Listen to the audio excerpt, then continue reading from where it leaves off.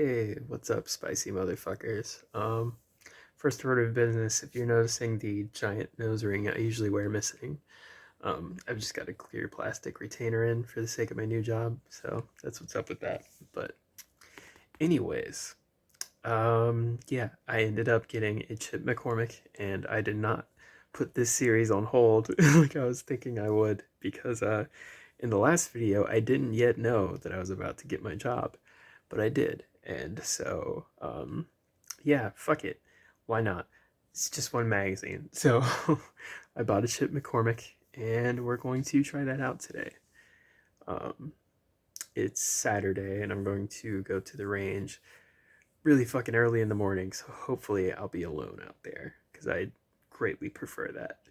So, as you saw in the last video, the Metal Form magazine was a complete failure, in my case. I'm sure they probably work with at least some people's pistols, but not mine. So, I was recommended the Chip McCormick by another person who has a 9mm Rock Island. So, hopefully, hopefully, as a general rule, the Chip McCormicks will run well with Rock Island 9mm in general. Um, if it's a case by case basis, that's gonna suck, but that's what I'm going to find out today. Um, so yeah, I don't know. It felt like there was something else I was gonna say, but I think what I'm gonna do is, like last time with the metal form, I'm just gonna take out the Chip McCormick and none of my other magazines, and we're just gonna do it that way. Because at this point, like the Mcgars, the Wilson Combat, the Trip Research, those three have already proven themselves pretty reliable. Let me think. I think I still get an occasional thing where I've mentioned this plenty of times before. The second round popping out of the feed lips, causing a sort of double feed where two live rounds are, between the slide and the chamber at the same time. Um, I still get that occasionally with the Mcgars and the Trip Research. I don't know about the Wilson Combat, but probably. And also, when I'm just like chambering around, I chamber the round from empty, put the safety on, take the magazine back out, and a live round will often fall right out of the pistol grip because as soon as I drop that mag, it just pops out of the feed lips. So, um, yeah, we're gonna see if the Chip McCormicks do that as well. I will say that in terms of what I was literally just describing, um, just manually cycling it at home, I have not had a single one pop out of the feed lips of the Chip McCormick yet. So we're off to a good start in terms of like what that seems to suggest to me. But we'll see how it gets when we get to the range. Um, damn it, I don't have it handy right now. I was gonna show you the base plate on the Chip McCormick magazine looks pretty much identical to the base plate on the magazine that shipped with the pistol from Rock Island. Um, you know what? Fuck it. I'm going to be a good YouTuber and actually dig this shit up for you. So, hold up. I gotta reach into my fucking range bag here, grab this thing. I assume it's in here. Actually, no, it's in the ammo box, isn't it? Damn it. Aren't I a professional? There we go. Yeah, there it is. Okay. So, now that I have that, I need to grab the Rock Island one to compare. What the hell? Oh. God, I'm so disorganized. It's bad.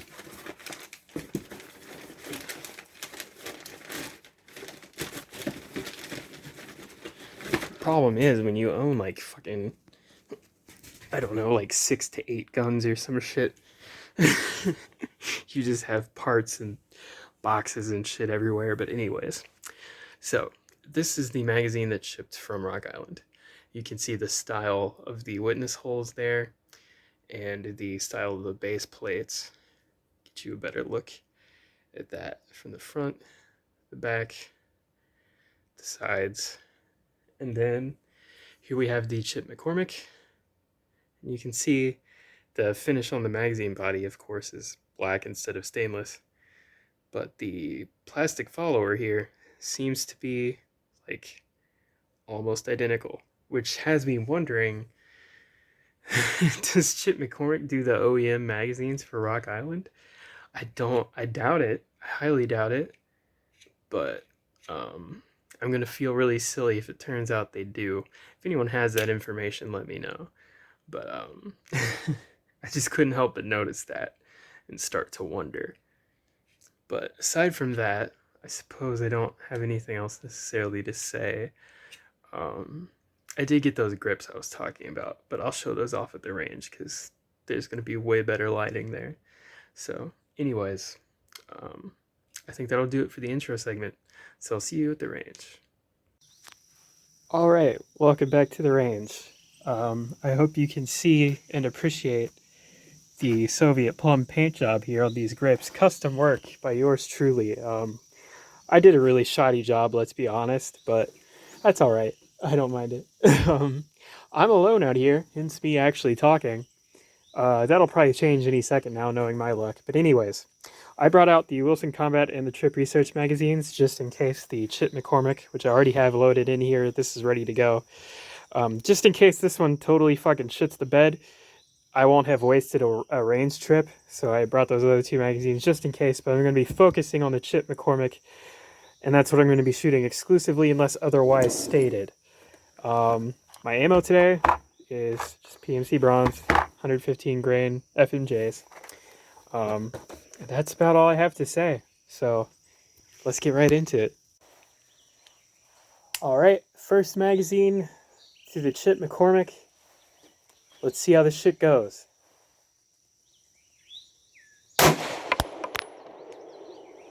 Off to a good start.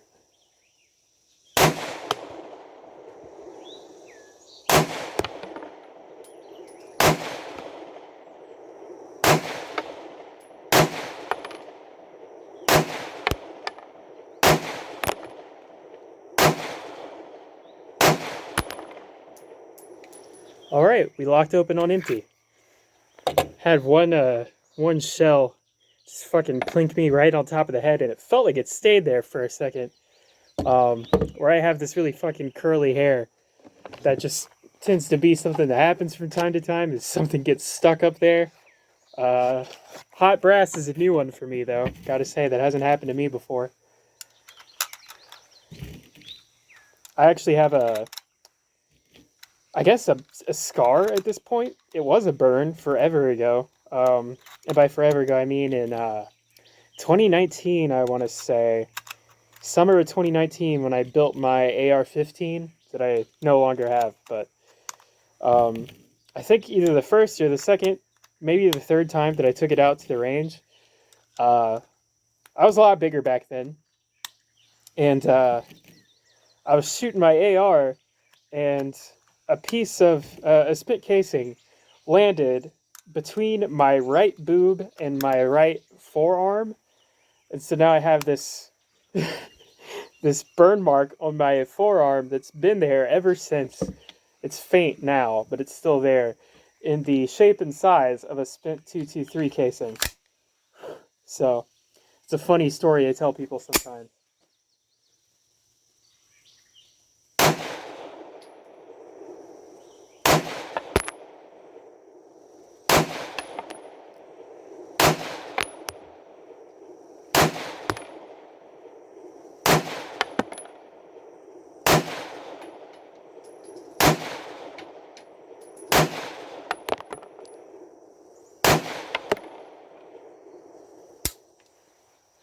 Huh.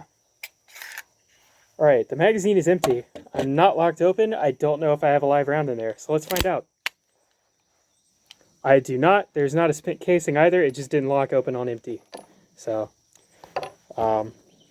interesting, but in any case, we'll keep the shit moving straight along.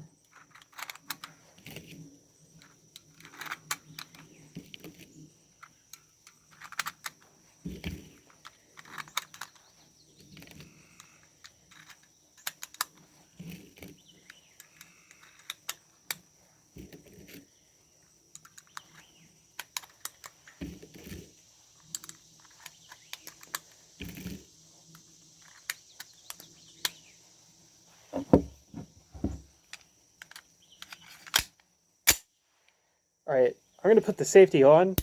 Hopefully you can see that. There is actually something I wanted to show you that I thought was vaguely noteworthy. I'm going to step off camera here while I reholster because you don't want to see what's under my shirt. I promise you. But you see if I can angle it down a little bit. I'll take this BDU top off. If you can see scars on my arms, please pay no attention to that. But as you can see where the pistol is, but it's not like super bad. Somebody's coming now. I'm gonna shut up and put this back on. But I just figured I would show you the Klinger holster at work.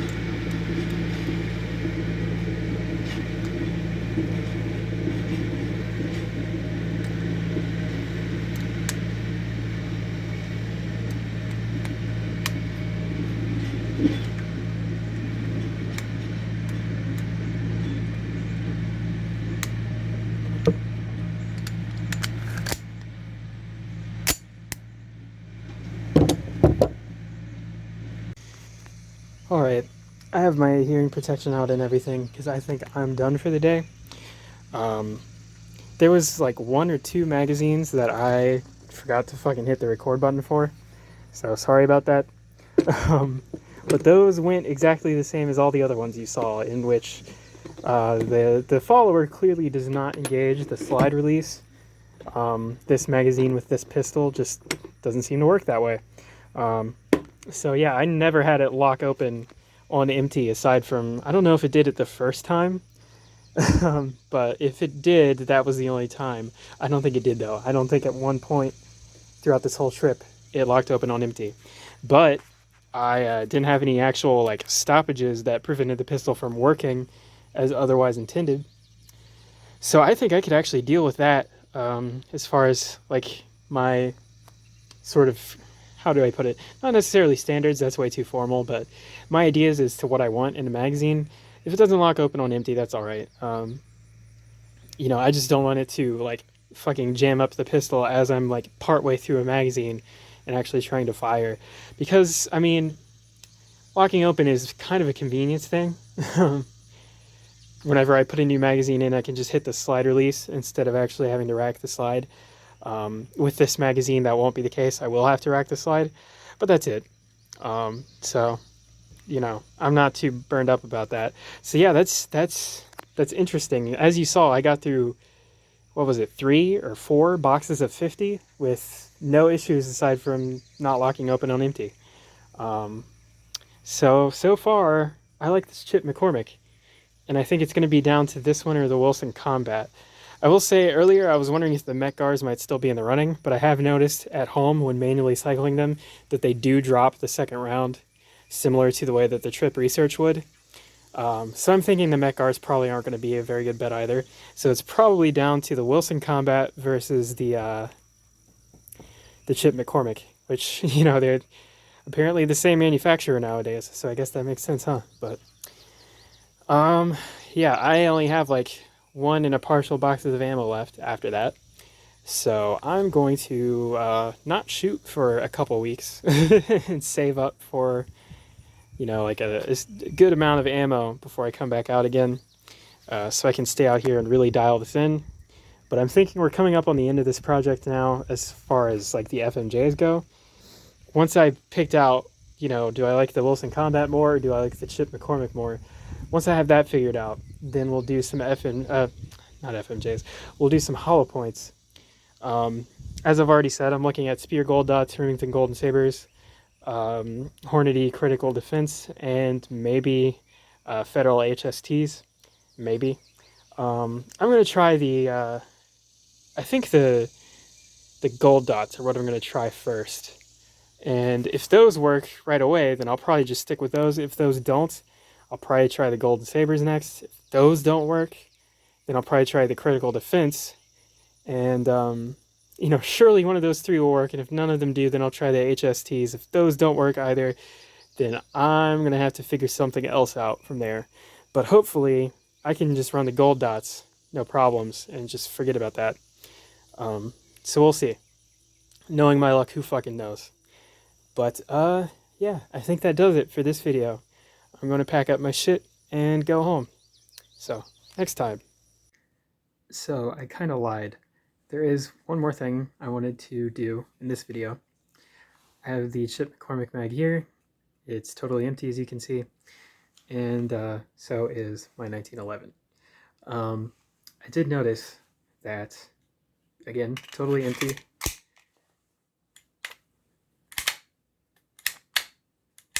As you can see, the follower does engage the slide lock. If I hold it to the rear and hold the slide release down, I can close it on that empty magazine. So that actually works as it's supposed to. The thing is, I'm assuming, don't quote me on this, I could be wrong, but my guess is that the extra power recoil spring I have in here might be forcing the slide back forward so fast and with enough force, maybe some of both, maybe mostly just the speed thing, fast enough that it just runs shut before the follower has a chance to even properly stop it. That's what I'm assuming is going on. I don't know, but yeah. Shit, I might need to go back to the default recoil spring. If I do, I wonder if that will induce any other malfunctions, or if that'll just fix the failure to lock open on empty, but otherwise not affect the functioning of it at all. Just a little more recoil for me to deal with, which is not a big deal anyways, because it's a full size fucking 1911 shooting 9mm. What recoil? So yeah, I might switch back to the original factory spring sometime and see if the magazine functions the same, but with the slide lock on empty. Um, so that's something to try another time. But anyways, just thought I'd throw that in there for anyone who was wondering what the deal was with that magazine. I'm assuming it's the recoil spring. But again, I should really look into that more and do my best to kind of verify that that's even a thing that could cause it before I just totally make that assumption and just you know, take it for assumed. So, anyways, yeah. Until next time.